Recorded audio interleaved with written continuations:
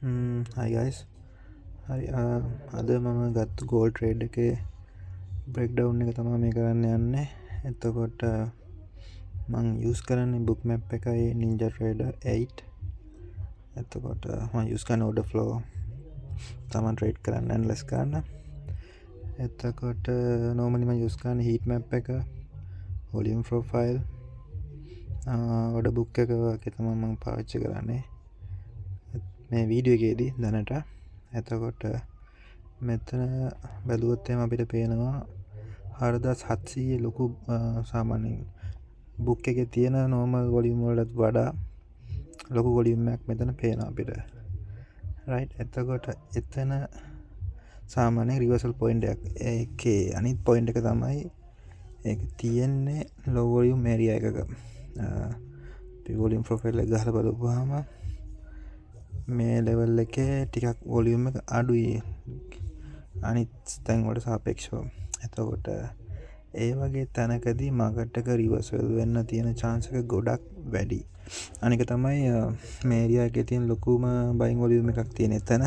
සාමාන්‍යයෙන් ඕගොල්ලෝ සාමාන්‍ය SMC වගේ හරි එහෙම බලනවා නම් අපි fair value එකක්, fair value gap එකක් ඒ වගේ පේනවා මෙතන. එතකොට order block එකක් කියලා ගන්නවා සමහර කට්ටිය. එතකොට අන්න ඒව තමයි දැන් මේකේ ඇත්තම එක තමයි ඔතන දැන් තිබ්බ ලොකු බයින් වොලියුම් එක මාකට් එක රිවර්සල් වෙන්න හේතුව. එතකොට අනිත් concept වලට ට්‍රේඩ් කරන කට්ටිය එක එක නම් වලින් ඕක කියනවා. හැබැයි ඇත්තම කාරණේ තමයි ඔය තිබ්බ බයින් වොලියුම් එක. හරි. ඊට පස්සේ දැන් අපි දැන් ට්‍රේඩ් එකට එන්ටර් වුණා. එතන ඊට පස්සේ අපි දැන් ටේක් ප්‍රොෆිට් ගන්නෙ.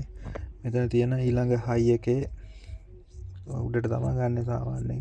ඒ සාමාන්‍ය කියන්නේ මෙතන දැන් තිබ්බ වොලියුම් වලත් එක්ක ගැලපෙන විදිහට බැලුවාම 4750 වගේ අපිට සේෆ් විදිහට ටේක් ප්‍රොෆිට් එක දාගන්න පුළුවන්.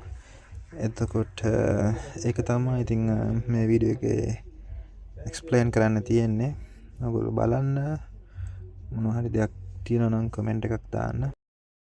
හරි guys, එහෙනම් thank you වීඩියෝ එක බලුවට. මම හිතනවා මොකක් හරි දෙයක් අයිඩියා එකක් ගන්න ඇති කියලා මේක කොහොමද උනේ කියලා. මොකක් හරි ප්‍රශ්නක් තියෙනවා නම් කමෙන්ට් එකක් දාන්න. thank you.